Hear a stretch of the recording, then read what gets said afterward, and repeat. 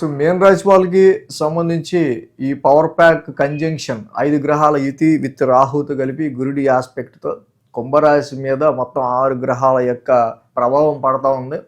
మరి ఇది మీన రాశి వాళ్ళకి సంబంధించి ఎటువంటి ప్రభావాన్ని చూపించవచ్చు ఏంటని మనం ఒకసారి చూస్తే కనుక ఇక్కడ మేజర్గా మనం చూసినట్టయితే ఫిబ్రవరి 4 ఇక్కడ 3వ తారీఖున ఫస్ట్ బుధుడు కుంభంలోకి వస్తారు, తర్వాత 6వ తారీఖున శుక్రుడు వస్తారు, తర్వాత 13 రవి వస్తారు, తర్వాత 23 కుజుడు వస్తారు. ఇలా ఒక్కొక్క మాసగ్రహం రాహుతో కంజెక్ట్ అయ్యి మొత్తంగా కుంభరాశి మీద ఒక పంచగ్రహ కూటంగా ఏర్పడుతుంది ఫిబ్రవరి 23వ తారీఖుకి. దాంతోపాటుగా గురుడి యొక్క ఆస్పెక్ట్ కూడా ఇక్కడ ఉంది. సో ఇక్కడ మీన రాశికి ఏమైంది యాక్చువల్గా అంటే ఈ 5 గ్రహాలతో పాటుగా గురుడి యొక్క ఆస్పెక్ట్ మొత్తం 6 గ్రహాలు అంటే నవగ్రహాల్లో 6 గ్రహాల యొక్క యుతి స్థితి వీక్షణ ఇక్కడ మనకి 12th హౌస్ మీద పడతా ఉంది. మీన రాశికి 12th హౌస్ మీద పడతా ఉంది. 12th హౌస్ మీద ఎప్పుడైతే ఇంత కంజంక్షన్ అనేది జరుగుతూ ఉందో, సో మేజర్గా మనకి చూస్తే కనుక ఫిబ్రవరి 4న బుధుడు రావటం. సో ఇక్కడ ఈ బుధుడు వ్యాపారానికి సంబంధించి కావచ్చు అండ్ వ్యాపారానికి సంబంధించిన ఎక్స్పెన్సెస్లో కావచ్చు, అలాగే సేమ్ ఇక్కడ డొమెస్టికల్ అట్మాస్ఫియర్ గృహపరమైన విషయాలకు సంబంధించిన ఖర్చులను తీసుకొచ్చే ఆస్కారాలు ఉంటాయి. నెక్స్ట్ శుక్రుడు వస్తున్నారు. ఇది ఆరోగ్యపరమైన విషయాలు కొంచెం జాగ్రత్త వహించడం మంచిది, ఎందుకంటే మీన రాశి వాళ్ళకి సంబంధించి very powerful planet for health Venus. కాబట్టి శుక్రుడు కూడా ఈ రాశి వాళ్ళకి కొంత ఫిబ్రవరి 6 నుంచి 1000 స్థానంలోకి వస్తున్నారు. అలాగే కాబట్టి ఆరోగ్య పరిస్థితులకి సంబంధించిన విషయాలు కొంచెం కేర్ తీసుకుంటూ ఉండడం అనేది మంచిది.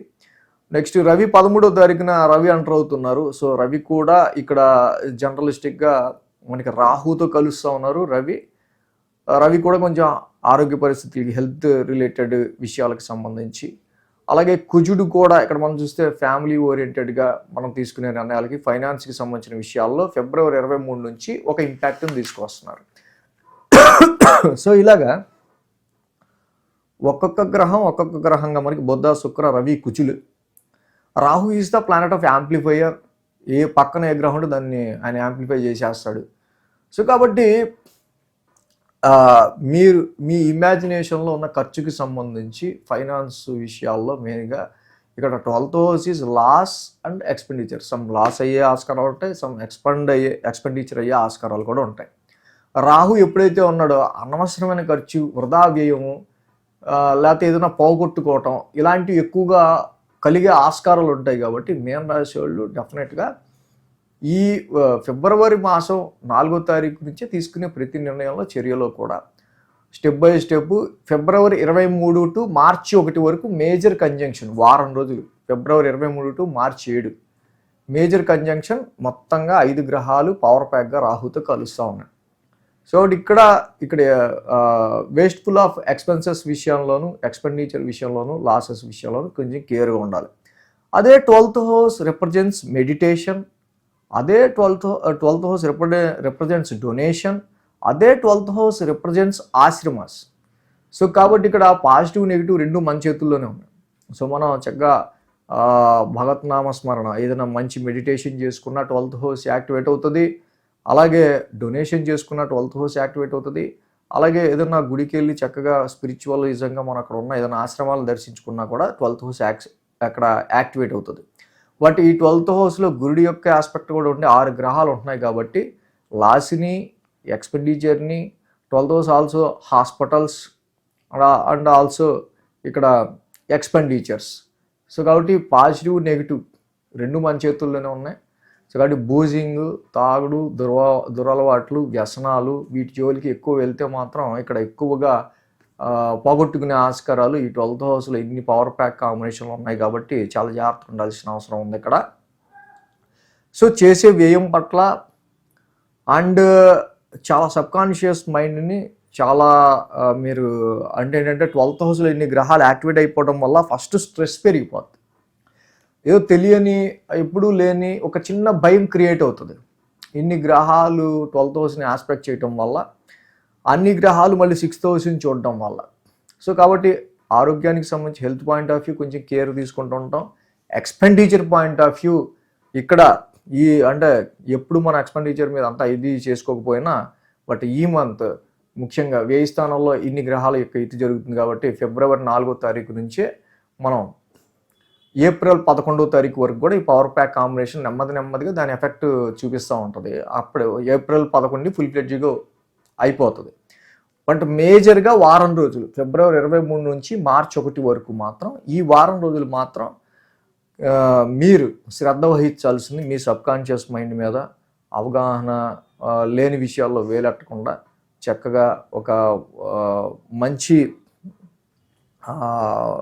ప్లానింగ్ ప్రకారం మీ యొక్క ఆర్థిక లావాదేవీలు చూసుకుంటా ఆరోగ్యాన్ని కాపాడుకుంటా ఇన్ని వేరియేషన్స్లో కొంత మీరు ఈ 12th హౌస్లో ఉన్న ఈ గ్రహాలన్నీ కూడా 12th హౌస్ అనేది ఇక ఫైనల్ మనకి అన్ని స్థానాల గల అది లాస్ట్ స్థానం కాబట్టి it creates some stress and strain. But long journeys చేద్దాం అనుకున్న వాళ్ళకి, అబ్రాడ్ జర్నీస్, డిస్టెన్స్ ట్రావెల్ వెళ్దాం అనుకున్న వాళ్ళకి, స్పిరిచువల్ జర్నీ వేక్ చేద్దాం అనుకున్న వాళ్ళకి, మెడిటేషన్ ఇంప్రూవ్ చేద్దాం అనుకున్న వాళ్ళకి, చక్కగా డొనేషన్స్ చారిటీ చేసే వాళ్ళందరికీ జనరల్గా it gives positive results. But వీటి మీద ఎక్కువ ఇంట్రెస్ట్ లేని వాళ్ళకి మెడిటేషన్ మీద, డొనేషన్ మీద, అలాగే ఆశ్రమాస్ మీద ఎక్కువ ఇంట్రెస్ట్ లేని వాళ్ళకి డెఫినెట్గా ఇదంతా ఇట్ గివ్స్ ఏ నెగిటివ్ రిజల్ట్గా మనం కన్వర్ట్ చేసే ఆస్కారాలు ఉంటాయి. బట్ ఏదైనా 12th హౌస్ మీద ఇన్ని గ్రహాల యొక్క పవర్ఫుల్ కాంబినేషన్ మనకు కనిపిస్తూ ఉంది కాబట్టి మళ్ళీ ఈ గ్రహాలన్నీ కూడా మార్చి 2 నుంచి మార్చి 15, ఏప్రిల్ 2 ఇలా ఒక్కొక్కటి మళ్ళీ పంచగ్రహ కూటమి అయిపోయినా ఏప్రిల్ 11కి ఎండ్ అయినా ఇక్కడ ఈ 5 ప్లానటరీ కంజంక్షన్ అయ్యాక మళ్ళీ ఇవన్నీ శనితో కలుస్తున్నాయి అక్కడ. కాబట్టి ఫిబ్రవరి 23 నుంచి మార్చి 1 వరకు తీసుకునే నిర్ణయాలు చాలా జాగ్రత్త తీసుకుంటే నెక్స్ట్ రవి కుజులు అక్కడ శని మీద అక్కడ శనితో కంజెక్ట్ అయినా రాశిలో కంజెక్ట్ అయినా పెద్ద ఇబ్బంది ఉండదు.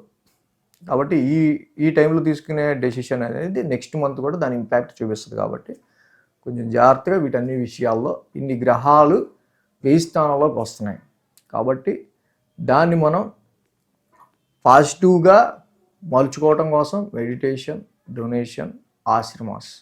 నెగిటివ్గా మలుచుకోవాలంటే హాస్పిటల్స్, ఎక్స్పెండిచరు, లాస్, అలాగే isolation. So keep good your health first point.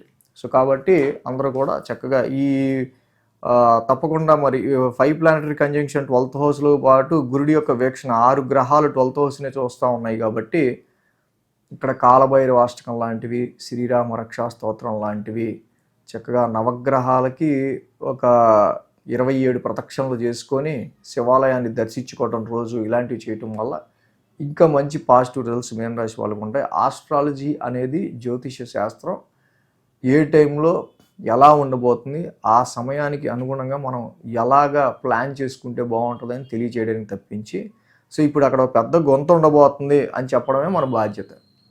So అక్కడ గొంతు ఉంది కాబట్టి దాన్ని మీరు ఓకే మనం దాటికి నెమ్మదిగా వెళ్ళాలి అని తెలియచేయటమే జ్యోతిష శాస్త్రం. కాబట్టి ఏదో ఇలా జరుగుతుంది అలా జరుగుతుంది అని భయపడడం కాదు ఇక్కడ. సో ఇలా ఉండబోతుంది కాబట్టి కొంచెం కేర్ఫుల్గా మీరు డెసిషన్ తీసుకుంటే బాగుంటుంది. అరే మీరు ఆ రోజున వీడియో పెట్టారు, తప్పకుండా అది మేము ఫాలో అయ్యి చాలా వరకు సేఫ్ అయ్యామండి అని చెప్పిన వాళ్ళు చాలామంది. బట్ ఏంటంటే కొంత నెగిటివ్ చెప్పగానే వెంటనే అమ్మో ఏం నెగిటివ్ చెప్తాడు అని చెప్పి స్కిప్ చేసేస్తారు, లేకపోతే వెంటనే వేరే వీడియోలోకి వెళ్ళిపోదాం అనుకుంటారు. సో అలా కాదు, ఉన్న విషయాన్ని తెలుసుకోవాలి. ఆస్ట్రాలజీ అనేది జ్యోతిష్యం, వెలుగునిచ్చేది. So thanks for watching TR creations. ధన్యవాదాలు. ఈ వీడియో కనుక మీకు నచ్చినట్లయితే లైక్ చేయండి, షేర్ చేయండి. మరిన్ని అప్డేట్స్ కోసం సబ్స్క్రైబ్ చేయడం మాత్రం మర్చిపోకండి.